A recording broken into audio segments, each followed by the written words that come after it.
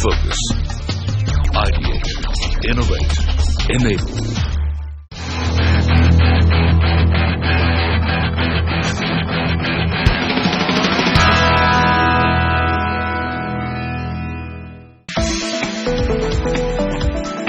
In recent years, ethics and compliance have taken a center stage in business operations.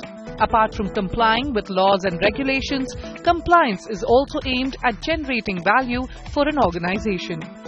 As a torchbearer for innovation in the field of ethics and compliance, Legacies, in its 6th edition of Compliance 1010, aims to honor those corporations and individuals who have pushed the boundaries of inventive thinking while fostering a culture of compliance across the corporate system.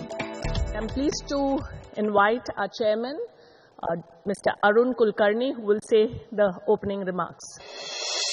The idea of naming this as Compliance 10 was the compliance has to be 10 on 10. It can't be 9 out of 10. So to that extent, the perfection was crafted, and we said this is how we have to do. We are seeing year over year, the big names, big market share companies are collapsing, they are almost dying. And every time a company collapses or dies, the question comes, where is the corporate governance? Where is the role of independent directors? So we said, why not we get the people expert in these areas and give their independent discussions, the views, so that all of us know what's the reality. With this, I keep open this session for the panel discussions. I wish panelists the best of luck. The first panel discussion at the symposium was moderated by Jaideep Kevalramani and focused on how the introduction of digital systems have impacted businesses. What we are doing today and the revolution that we started about 6 or 7 years ago was to try and transform ourselves from being only a coatings and paint supplier to being a full decor service provider. So we make only paint as we speak today, but we've gotten into making kitchens and we now supply bath fittings. But we are helping the customers put this together. And we are saying that they are at the center of what we do. They will give us the ideas, they will give us the needs and wants, and we will use our partners, the dealers and contractors, and use the products and services that we've got as well as which our partners give to actually deliver a full experience that comes together at the customer's end. One of the hallmarks that digital technology gives us is to be able to see all of this happen in real time so that we can satisfy as many customers in their requirements and what they want to do, but yet have sort of visibility on what our partners are doing to them so that we can control quality, efficiency, and ease of use in some sense of the word. Govind, may I get your views? Let's talk about Swachh Bharat Abhiyan. You've got the data that there are 100 million toilets. You've got the data that, let's say, all of them are not being used, or maybe 80 million are being used, or 90 million are being used. So how are you going to address the part which is of toilets which are not being used, and why? So as you interrogate the data, which is what we do, you then come to the next part of the governance problem, that how do you convince people to use toilets because it's for their good. Particularly health, and then when you start linking up to other data points, which is when you look at health indices, you look at the condition, let's say if you look at child malnutrition, you'll find that it links somewhere to sanitation. So that's really the culture of data, and why I feel that it's important that it permeates every facet or aspect of our life, because that's how you will ask the right questions and get the right answers and solve the problem.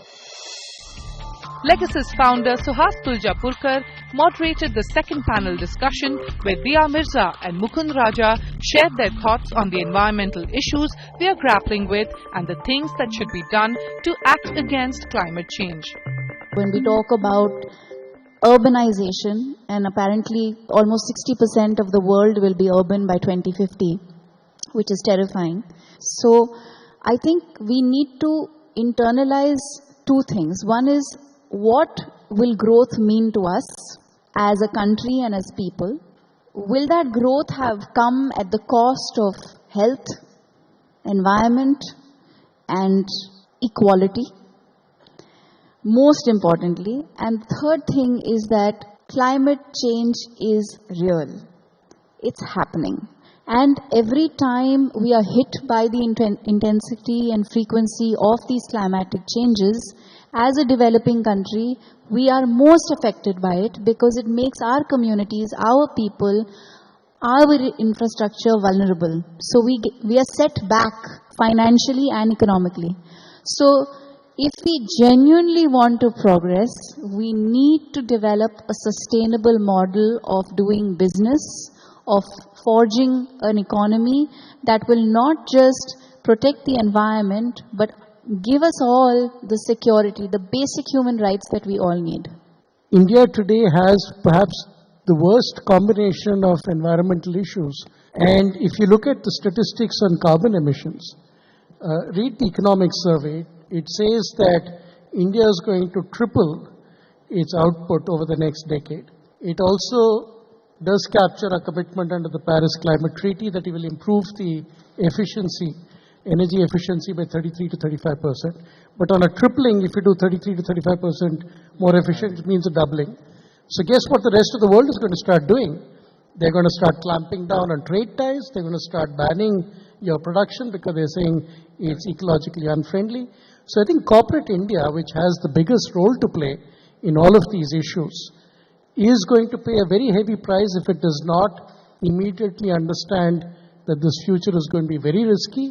There's a high probability of stranded assets, and the rest of the world may not want to do business with you if you don't change your ways.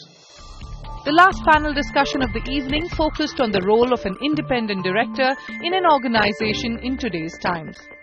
In India, of course, it's ended up being meant for kind of senior people who've already retired from an active full-time role. But I think there is need to make it more professional in terms of people who kind of see that as an active contribution to the existing professional life. I think that is not missing, but it's certainly less than what it ought to be. Because I think that ultimately you want people who are active in multiple, who bring diversity on the board. And just having a single set of people who all look the same and talk the same is not ideal for diversity. So I would want very different kinds of people, younger people, more women. I think I'm one of the few people who very strongly supported women on boards as a mandatory practice. I think we are one of the few countries which has done that, because I think ultimately diversity is what creates churn in terms of new thoughts, new strategic directions, etc. I think many of us here sitting across the table, when we joined as independent directors, and I'm talking of 2013 onwards for my side, it was basically the input and the output theory that we have experienced, we can contribute, and output, we also, that's our output and input, we learn a lot. Once you are away from the active working, then there is an area from which you can keep learning. Many of the CEOs are much younger than what we were, the CFOs were much younger than we were. And it was a new, you keep in touch with business. But very rightly, as it is said, now it is becoming much different. It is now a situation where a lot of regulation, fuzzy regulation, has also creeped in. So a lot of pitfalls have come into it. And I think the time has now come where the clarity regarding the role of the independent director needs to be established. The Companies Act, the law in India is still evolving, still is in a fuzzy state. And I think it's going to be interesting to see in the near future in which direction it is going to take. The discussions was followed by the highlight of the evening. Outstanding achievers in the field of ethics and compliance were honored for their innovative efforts.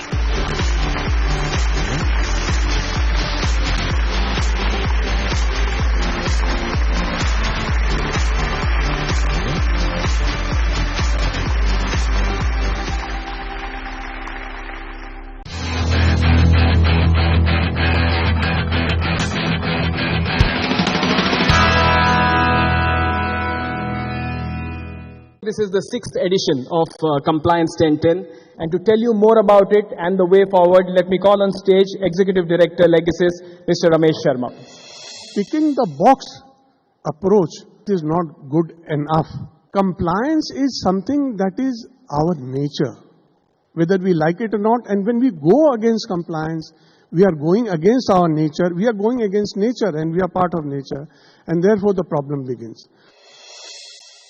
A person is giving her hard-earned money to the company to invest properly and share profit. I mean, it is an amazing leap of faith across the world.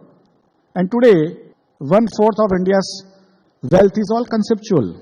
And that will continue and grow and thrive only if the corporates continue to comply, right? So compliance, of course, tick boxing was talked about, but then there is the corporate governance, which is over and above tick boxing, over and above compliance. What is corporate governance?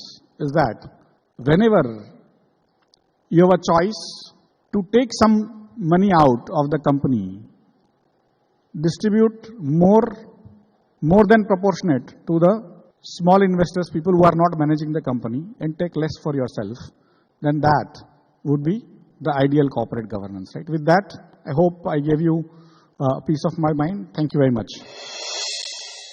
Example of a factory. Most of you are from a manufacturing background or at least have an understanding of how a factory works. Let's say we have a furnace. Someone has to monitor the temperature of the furnace because your consent order says that you can't breach a particular degree and maintain the EHS for your folks. How about taking the human element out? Now, how are we going to do this? Let's see how it actually works. We are going to introduce a heat element. Now, that's where the head dryer comes in. Watch the temperature graph below. It's at a 23 degree and how it starts to go higher as the heat increases. And that's the compliance chart over there in green and it goes red. We have transitioned from a system of record to a system of processing. Human intervention for these sensors and many more. We've at least identified 60 different sensors, right from what you can deploy in your office to your factory. Everything is possible, not just the best, but the next. Thank you, ladies and gentlemen. Compliance needs to be 100% assurance in terms of its ability to give confidence not only to the board, but all the stakeholders across an entity and a corporation.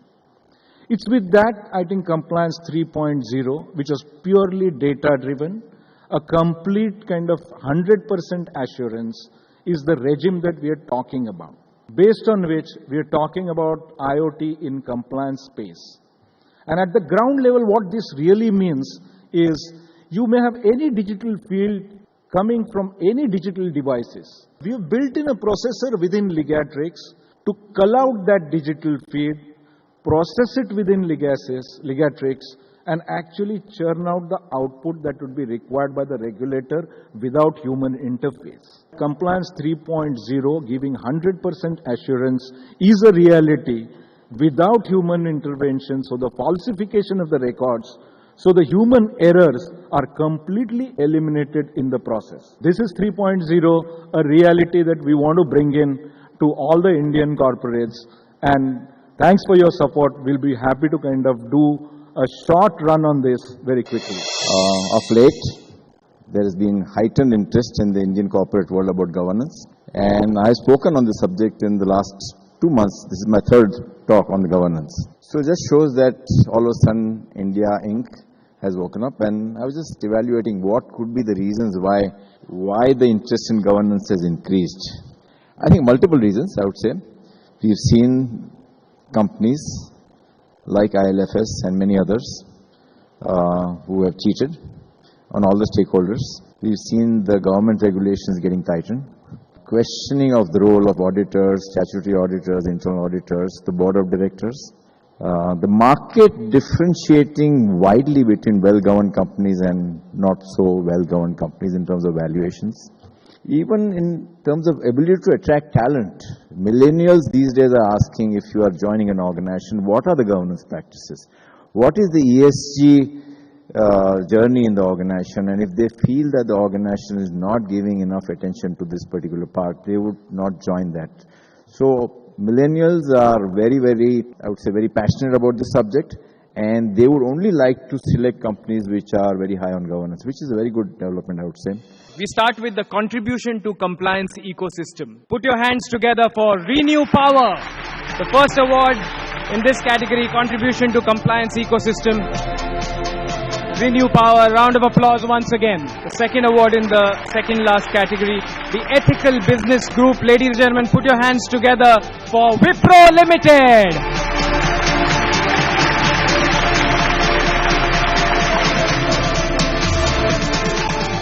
I have the pleasure and the honor to give him the award this year.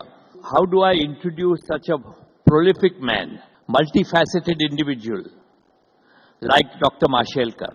He is a path-breaking scientist, deeply connected with India's innovation movement. He is as ease with older people and the young millennial innovators. I would be happy to read out his CV, but it goes pages and pages. And as you heard, his achievements are far too many, and listing them would mean eating up a lot of talk time.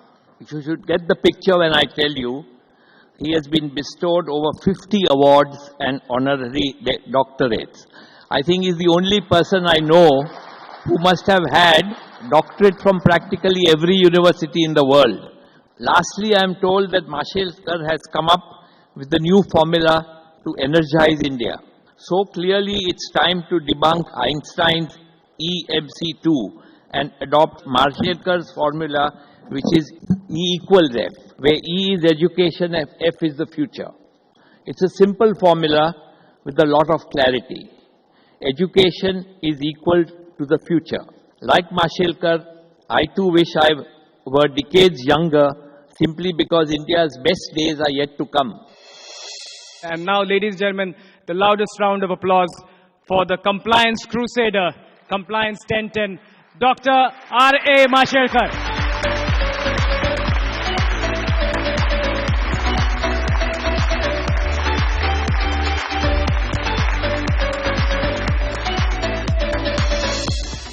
To say that I am overwhelmed will be an understatement. I accept this honor in all humility. I got awards in the past for being an innovation crusader, but never as a compliance crusader.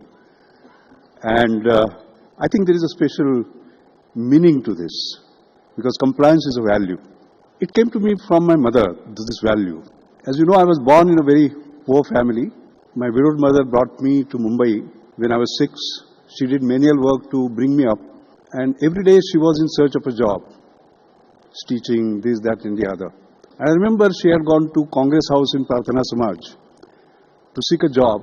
She stood in the queue and she was denied a job. You know why?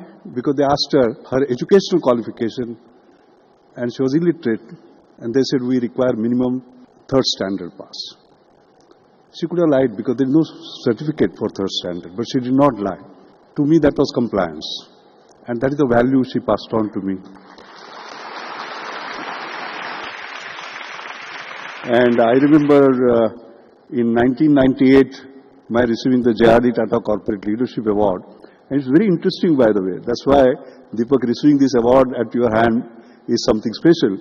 When this award was established, the first award posthumously went to Aditya Birla, the second went to Deepak Bhai, and the third went to Narayan Murthy.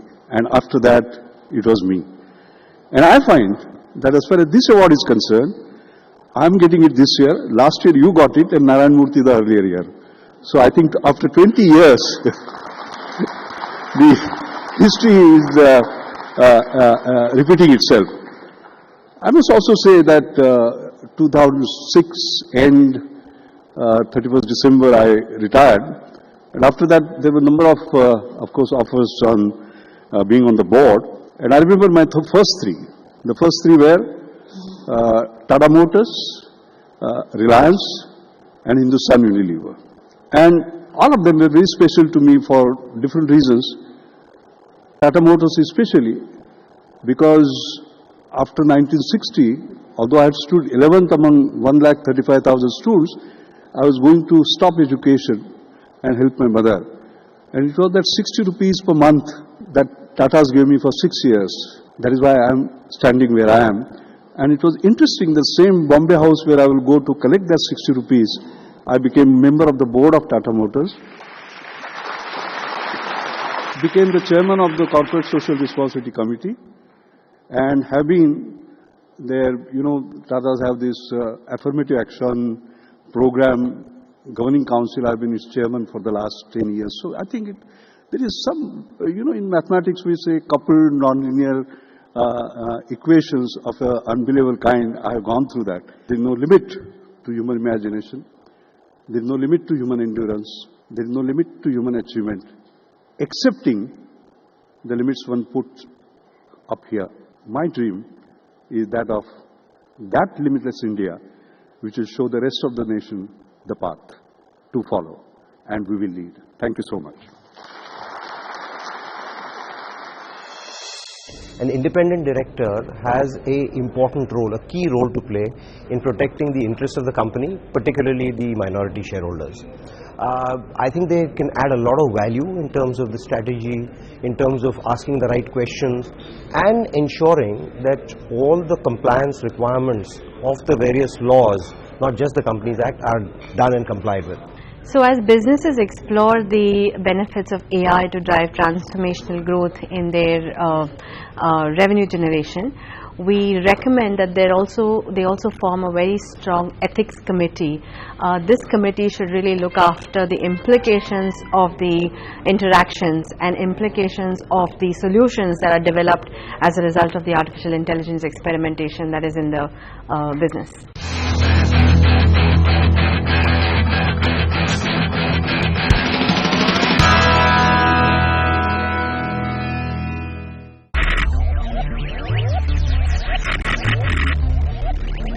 Focus.